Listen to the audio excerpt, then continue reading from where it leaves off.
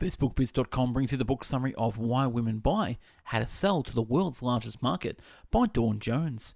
Why Women Buy provides insight into the buying process and equips readers with the best sales techniques for closing deals with women. The reader will gain the confidence to sell successfully to this $4 trillion market segment.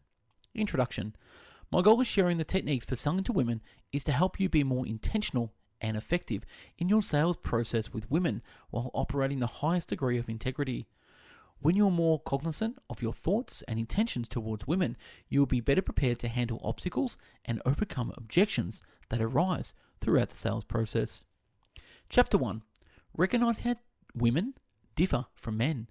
Consumer trend expert Faith Popcorn says companies think they're marketing to women, but they're not. They're not talking to women. They don't know how to talk to women. They really don't realize that women have a separate language and a separate way of being.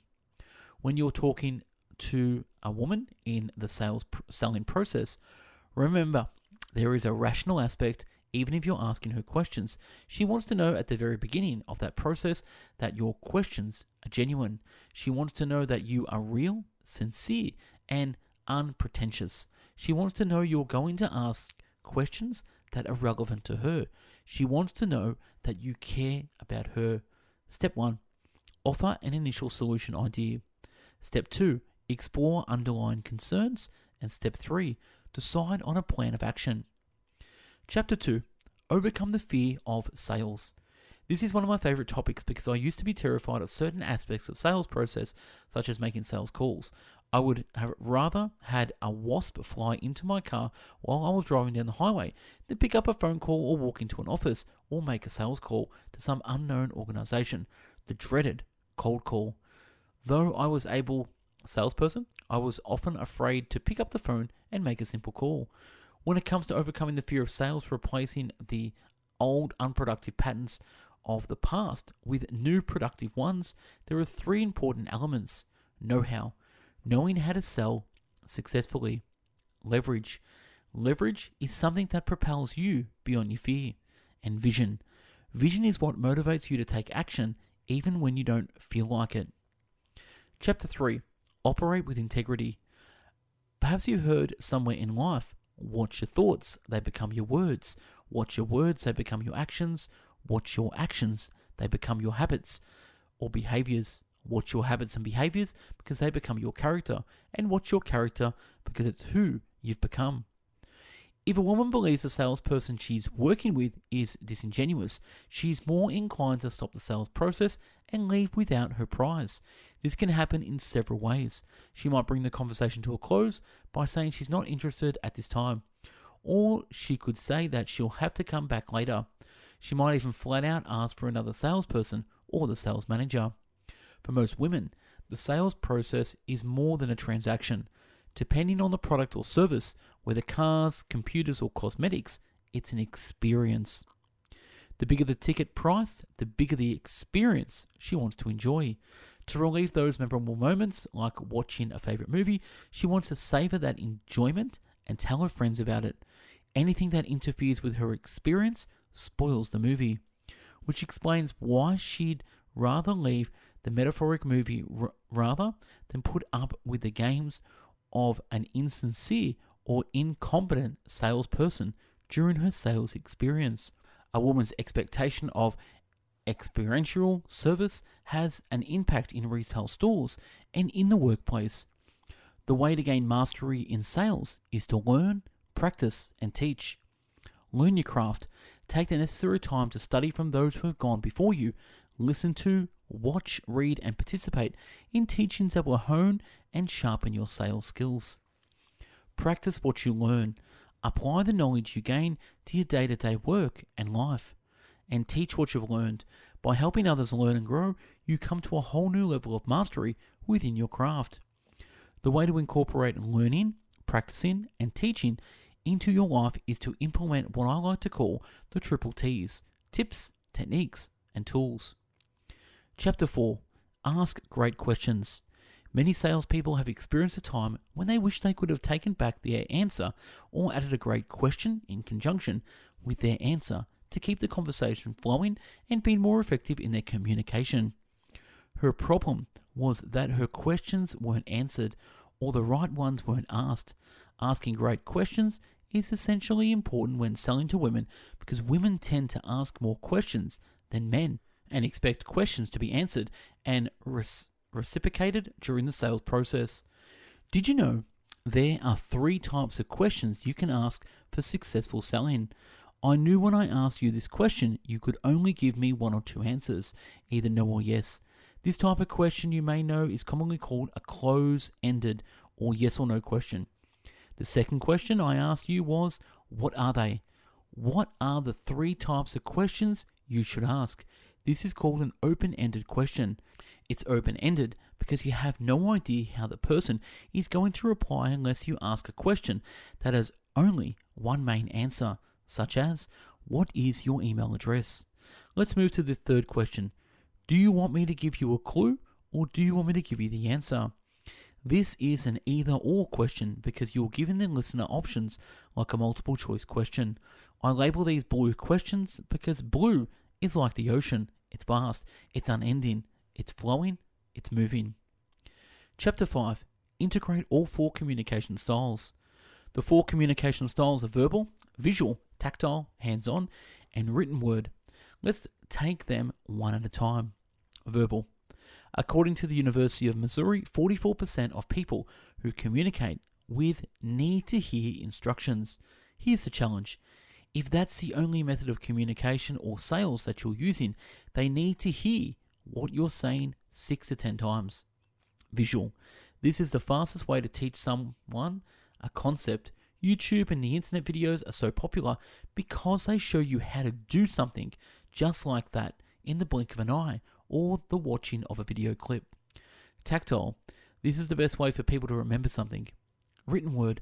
According to the literacy company, the written word is one of the most challenging learning styles because most adults are reading at a grade school level.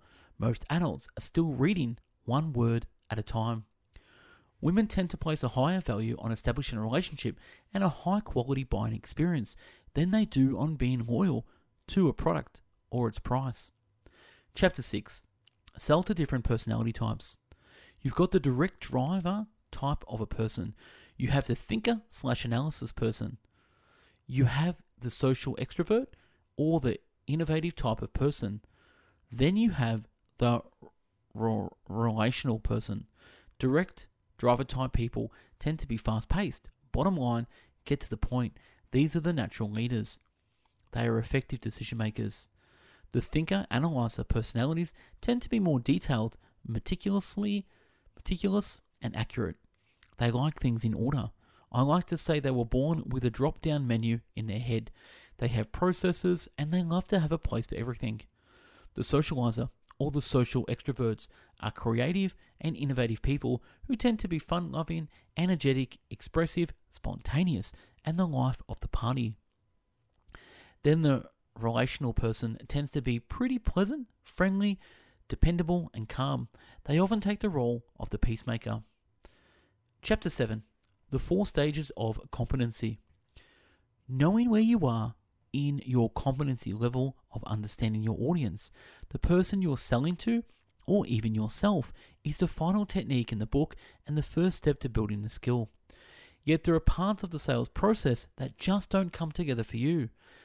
What I want you to think about as I discuss the 4 steps of competencies is where you are in the different stages of your life and where your clients are in their understanding of what you're trying to sell them. Stage 1. Unconscious incompetence. This is where you don't know what you don't know, and you don't know that you don't know. Name an area of your life where you are unconsciously incompetent. It's a trick question. You can't name something you don't know that you don't know because you don't know it, right? These are blind spots. Stage 2. Conscious incompetence. This is where you get what I like to say, the wake-up call. You know there is something you don't know that you don't know. Just as important, you know everyone around you knows that you don't know it. Welcome to the wake-up call. With conscious incompetence, it's embarrassing. When you realize you don't know something you didn't know, just like in a car situation, you remember all the things you said to the driver that were totally out of line. Stage 3, conscience, competence. This is where you take the wake-up call, identify what needs to be changed, and implement the steps to change it. And stage 4, unconscious competence. This is where you're just doing the things naturally without thinking. You formed great habits for life. Bonus, confidence in selling to women. Keep in mind that selling to women includes being confident. Now, this is not to be confused with being cocky or arrogant or faking it until you make it. This is just being confident, coming in knowing that you are listening, you are prepared to learn, and you are also prepared to teach your clients what they need. Whether you are displaying this confidence over the phone or over the internet, face to face, or when sending emails and correspondence, being confident is essential when it comes to successfully selling to a woman and making a living from your talent. Confidence comes across in 4 ways, including your voice, your words, your facial expressions, and your credibility. Voice. Your voice should be methodical yet professional. Words. Your voice says more than your words. Facial expressions. The third element in boosting your confidence includes your facial expressions, because what's not being said is being heard. Body language. Please note that women's body language does not mean the same things that men does. Listening. Men listen for facts and figures, often more focused on getting the best deal. Women want the complete story and are more interested in learning about quality and getting the right product or service to suit their needs. And credibility. The final element of being confident when selling to women is your credibility. Being credible allows the person you're connecting with to start building trust with you. And that's a wrap on this book summary, Why Women Buy. If you like the summary, give it a thumbs up. We at bestbookbits have done over 1,000 book summaries in video and in audio format. Check out the website, bestbookbits.com. Watch us on YouTube and listen to us on Podbean. And if you want me to do a summary, comment on YouTube and I'll add it to the list. Thanks for watching and have yourself an amazing day. Take care. Bye-bye now.